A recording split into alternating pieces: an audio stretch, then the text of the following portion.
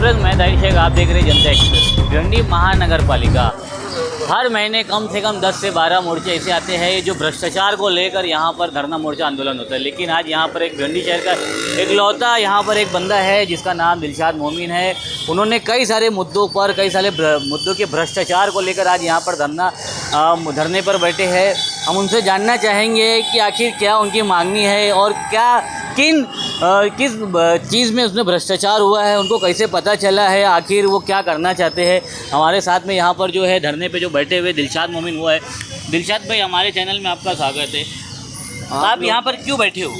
आप लोग आए इसके लिए बहुत बहुत शुक्रिया। मैं धरने पे इसके लिए आज बैठा हूँ कि हम कई सालों से इधर अर्जी दे रहे हैं कि हमारे शहर के अंदर 2435 कर्मचारी की जो लिस्ट है, और इन्होंने खुद लिख के दिया है कि 23 वार्ड में काम कर रहे हैं। तो जब हमने पूरे भिवंडी के प्रभाग से 1 से 5 से प्रभाग और दूसरा आरोग्य से हमने पूरी रिपोर्ट उनके कागज़ के हिसाब से 1800 कर्मचारी काम कर रहे हैं, और आस्थापना खुद लिख के दिया है कि 2352 कर्मचारी वार्ड में काम कर रहे हैं। तो वो 600 कर्मचारी की पगार अभी तक क्यों निकल रही है? हमने पूरा नाम इनके ही कागज़ से हमने कमिश्नर साहब के हाथ में दिया था, जो अजय वैद्य थे। आज तक 2 साल से उसके ऊपर 1 साल से उसके ऊपर कार्रवाई नहीं हुई। वो 800 कर्मचारी नहीं है। शहर के अंदर देख लो, गली गली गटर नाले सब बह रहे हैं। आप लोग पूरे भिवंडी में दिखा रहे हो कि गटर इधर बह रही है, नाले इधर बह रहे हैं, सब दिखा रहे हो। तो ये 800 कर्मचारी आएंगे तो शहर में काम होगा कि नहीं होगा? कुछ तो कर्मचारी ऐसे हाजिरी लगा के सीधा घर चले जाती है।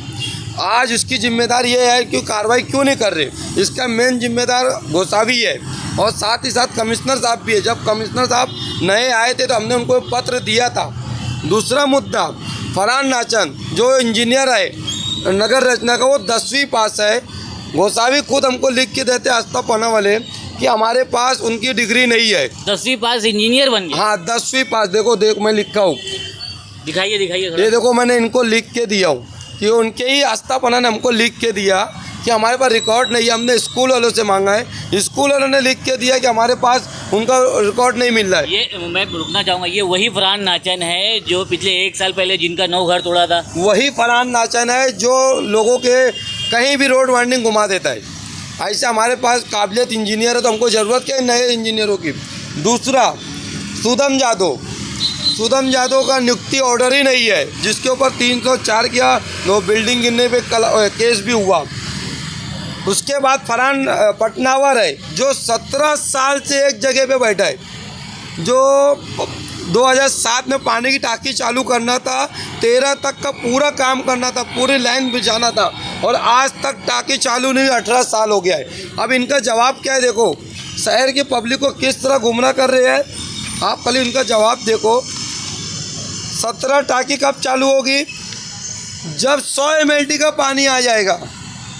100 MLT जो आने वाला है, जो उसका पानी आएगा तो वो 8 टाँकी चालू करेंगे। तो 25 MLT पानी कहाँ गया? जो पर डे 120 MLT आ रहा है वो पानी कहाँ गया? ये पटनावर डेनिस लाइन का पूरा रोड खोदा गया और रोड बना ही नहीं। लोक आयोग में हमारा चल रहा है केस। ये बताओ, आज तक वहाँ जवाब नहीं दे रहा है। तो रोड का पैसा ये खा रहे हैं। डेनिस का पूरा काम आज तक 2017 में होना चाहिए था, वो काम पूरा नहीं हुआ। तो इसका जिम्मेदार कौन है? हम कंप्लेंट देते, कार्रवाई क्यों नहीं हो रही है? आप कोई MLA है?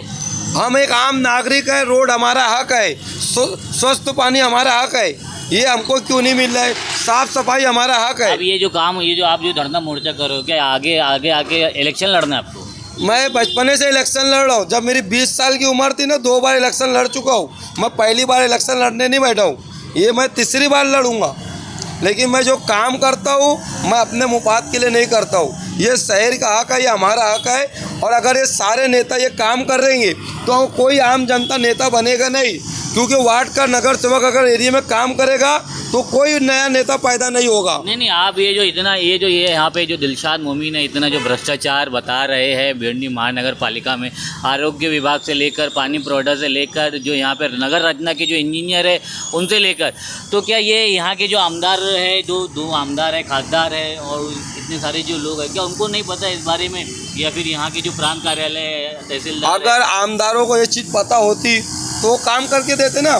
अभी इंडियन स्टेडियम बना हमारे 2016 में धोबिता स्टेडियम के अंदर, उसमें उन्होंने जवाब दिया है कि कोई भ्रष्टाचार नहीं हुआ है, पूरा रेडी है। तो हमने उनको 2 साल से लेटर दे रहे, चालू क्यों नहीं कर रहे? कमिश्नर साहब से ओपनिंग कराने को बोले, क्यों नहीं कर रहे? जब रेडी है ना तो आप ओपनिंग तो करो। उसके बाद अपने इधर भिवंडी में 7 स्टेडियम है बच्चों को खेलने का, 7 स्टेडियम है शहर के अंदर। जनता को बताइए, क्योंकि जनता को सिर्फ इतना मालूम है यहाँ पे सिर्फ धोबीतला स्टेडियम है जो लावारिस है। नहीं 7 स्टेडियम हमारे भिवंडी महानगर पालिका के पास। आपको मैं 3 नाम बताता हूँ, 4 तो मेरे को दिख नहीं रहा है। एक स्टेडियम हमारा धोबिता स्टेडियम है, एक चैलेंज ग्राउंड है, एक भादौड़ में है। ये 3 स्टेडियम मेरे रिकॉर्ड में है, बाकी 4 तो हमको दिख ही नहीं रहा। चैलेंज ग्राउंड पब्लिक के लिए है, पब्लिक के लिए है पक्का। हाँ, वहाँ पे तो हमेशा सिर्फ प्राइवेट प्रोग्राम होते हैं। प्राइवेट हो रहे तो हमको नहीं मालूम, लेकिन महानगर पालिका हमको लिख के दी है। जी। ठीक है, 7 स्टेडियम इनके पास है, वो आज तक हमारे पब्लिक को मिलता ही नहीं बच्चों को खेलने के आप लिए। ये कब तक धरना मोर्चा आंदोलन? ये हमने पुलिस वालों को दिया है कि हम बेमुद्दत धरने में बैठेंगे रोज डेली, सुबह 11 से शाम 6 बजे तक। और कार्रवाई, और ये जो है सनके है, देखो दीवान साहब पे 76 लाख का गार्डन बना है 2018 में, एक 46 लाख का गार्डन बना है 2018 में धोबीतला स्टेडियम में प्रभाग 4 के सामने। तो ये सब गार्डन गायब हो गया है। तो ये सब के ऊपर हमने कंप्लेंट दिया, पूरे शहर में कोई गार्डन पे कोई सुविधाएं उपलब्ध नहीं है। इसके लिए हमने बेमुद्दत धरने में बैठा है। दिलशाद भाई, कई लोगों का ये भी कहना है कि आरटीआई मार के कुछ लोग हैं जो है पैसा के लिए आरटीआई मारते हैं और फिर उनको पैसा मिलने के बाद में वो चुप हो जाते। तो क्या इस तरीके का कुछ ऑफर आपको भी मिला? मेरे को तो आज तक कोई ऑफर नहीं दिया।